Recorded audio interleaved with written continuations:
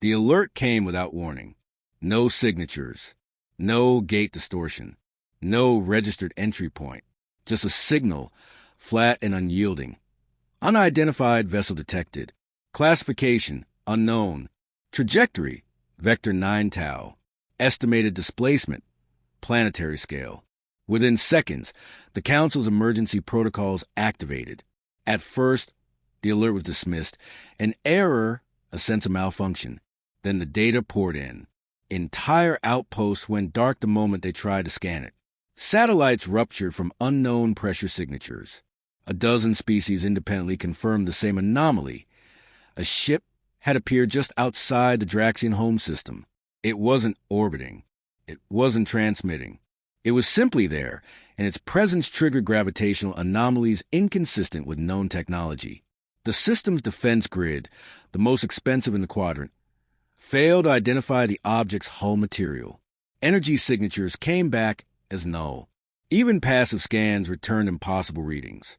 The object neither emitted nor reflected light in expected spectra, and yet it cast a shadow. Draxian High Command was first to call the Emergency Council. The room, filled with avatars from 100 species, swirled with speculation. Then the signal was decrypted. It was ancient, embedded in static, and filtered through relic transmission codes long thought obsolete. When it played, silence fell. A cold, mechanical voice, stripped of emotion. Human war vessel. ID unregistered. Has entered the sector. Directive. Evacuate all non-Terran assets. This is not a drill. Some of the delegates didn't understand. Some did, and those that did began to panic. The last time the word human had echoed in that chamber, it preceded the Omega incident. A planet, no, a binary system, had disappeared under circumstances that were still classified across 3 empires. A truce had been signed, a consensus reached. Humanity would go into exile, and the galaxy would not pursue. It had worked. For 300 cycles, humanity had vanished. No sightings, no signals, no probes. Their absence had become normalcy. A nightmare faded into myth. Until now, the Varn representative slammed his forelimb into the table. Impossible. They were neutralized. Sanctioned. They self-exiled. This is likely a rogue AI using their codes.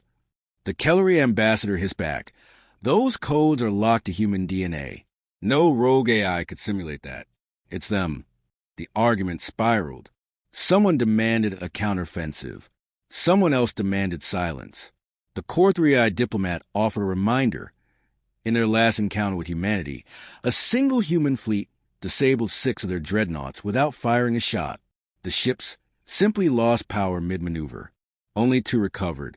Old footage was pulled from secure archives. Grainy visuals showed a vessel resembling a jagged obsidian blade. Its hull shimmered in gravity, lensing distortions. Alien weapons phased through its shields, seemingly warped to other realities. It was only after the footage concluded that one of the delegates, trembling, muttered, "That ship looks exactly like the one in Draxian space now." The Council launched immediate reconnaissance. Probes, drones, data relays. None returned. One feed showed the probe accelerating toward the object, then abruptly froze. When recovered from a backup relay, the last frame showed the probe's internal systems evaporating before contact. A vote was held. The Draxians, bound by pride and proximity, declared themselves the first line of defense. 3 dreadnoughts moved into formation. Each was armed with triphase particle cannons, black hole warheads, and predictive AI targeting. The largest Crimson Fate transmitted a challenge. Unidentified vessel. You are trespassing in sovereign space. Power down and submit to boarding or you will be destroyed. No reply. The alien vessel did not move, did not power weapons, did not change course. The Draxians, interpreting silence as defiance, initiated a tactical barrage. 10,000 coordinated shots were loosed across multiple spectrums. Light, kinetic, gravimetric, quantum. The result? Nothing. Every single shot ceased mid-flight. Some dissolved. Others reversed. One warhead, still unaccounted for, simply vanished. Sensors detected no interference field, no intercept, no spatial distortion. Just a hole where energy once existed. Seconds later, all 3 dreadnoughts went dark. No explosions, no wreckage, no escape pods. Just silence. Across the galaxy, panic began to bloom. The Kelleries sealed their borders. The Varn declared martial law. The Telari fled their outer colonies without waiting for orders. Reports poured in of species enacting old, buried protocols. Contingencies meant only for human contact. Vaults opened. Shields rose. Ancient treaties were dusted off and reactivated. The Council demanded answers. They got one. A single plaintext message appeared on every comm system, screen, and neural implant connected to galactic channels. Leave. It came without a source. No packet origin, no network trace. It simply appeared, locally, as if it had always been there. Every attempt to respond failed. Replies vanished. Encryption keys corrupted. Some devices simply melted. Back in the council chambers, the atmosphere cracked. The Draxian delegation was missing. Attempts to contact their government returned. Entity unavailable, errors. Entire branches of their communication networks had been severed, not destroyed, just erased. The Varn accused the humans of planetary genocide. The Telari argued that this wasn't aggression. It was a warning.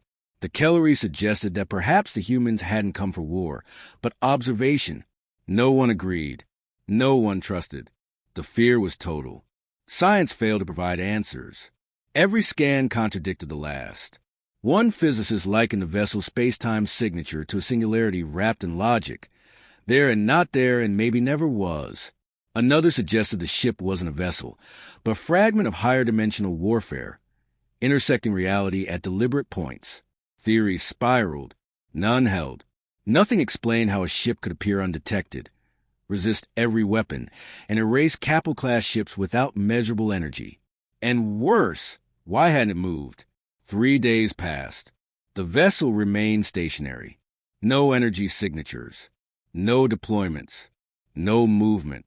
A ghost made of war. Alien civilizations prepared for total defense. The Kellery moved their egg clusters to deep core shelters. The Varn recalled every battle group from Allied space. Emergency broadcasts flooded every system. Evade Sector 9 Tau. Do not approach. Engage on visual confirmation is forbidden. And still, no answer came from the Draxian homeworld. It no longer responded to hails. Planetary scans returned only static. Some claimed to detect a persistent song embedded in the noise, a slow, rhythmic hum. It didn't match any known frequency. The few studied it too long experienced blackouts. Some suffered seizures. One scientist scribbled across the walls of his lab, over and over, "They remember, they remember, they remember." The second vessel's appearance shattered any remaining illusion of randomness. It arrived at a stellar proximity that should have annihilated it. No known material could withstand the gravitational shear or heat within a tenth of that distance, yet it remained intact. Spectral analysis returned zero elemental data. The readings reported negative mass, a contradiction to every known law. Galactic astrophysicists began collapsing from mental exhaustion, not from overwork, but exposure. Just studying the readings for extended periods induced migraines, hallucinations, and in 3 cases, total neural shutdown. Data was locked down. Only artificial intelligence systems were allowed to process it.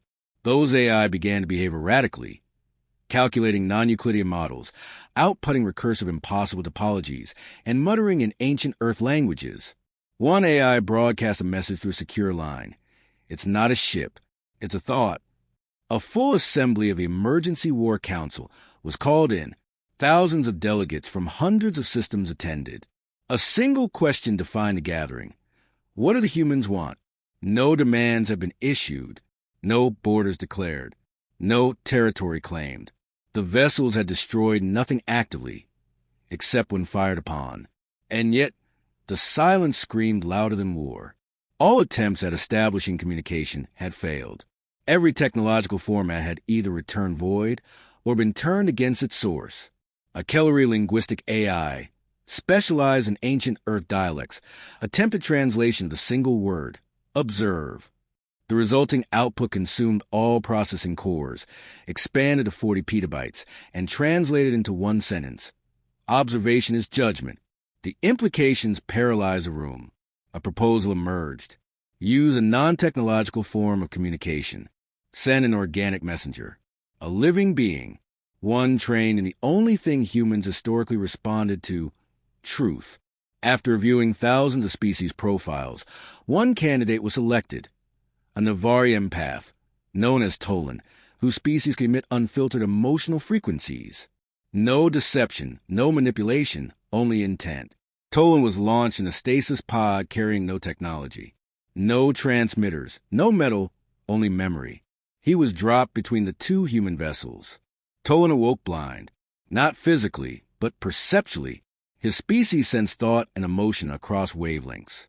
Near the human vessels, there was nothing, not cold, not indifference, absence, as if these entities had removed themselves from a flow of time. He projected understanding, peace, submission. No reply. He projected curiosity, humility, wonder, still nothing. Then he projected guilt. He reached into the collective memory of his people, the times they'd studied human ruins, extracted their weapons, laughed at their extinction. He projected that sorrow into the void. There was a ripple, not light, not energy, but the space around him grew sharper. He felt the shape of the silence tighten. Then a voice entered his mind. No language, no words, just an emotion, recognition. He collapsed. The council received Tolan's mind print 3 days later. He was alive but altered. His neural pathways were rearranged. He spoke one phrase, and only one. They are not ships. They are sentences. What that meant divided the chamber. The Varn saw it as confirmation of execution. The vessels were enforcers. The Tellari saw it as a trial. The humans were gathering evidence.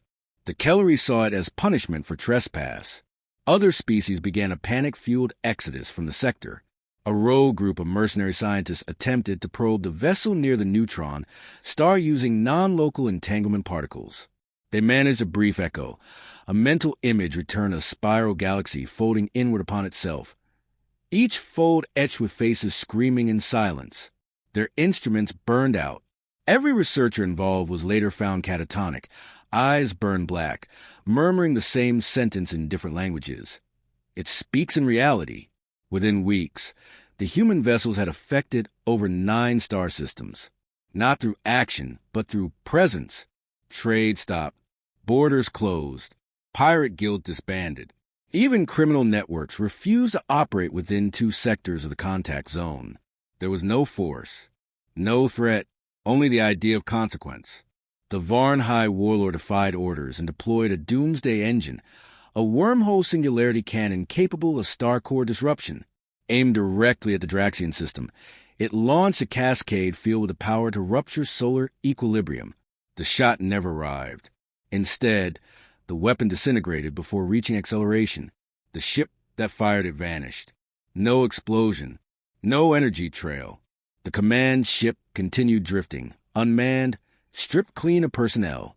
When boarded, every terminal showed a looping sequence. Earth's ancient declaration of human rights. The message was clear. Ethics, not politics.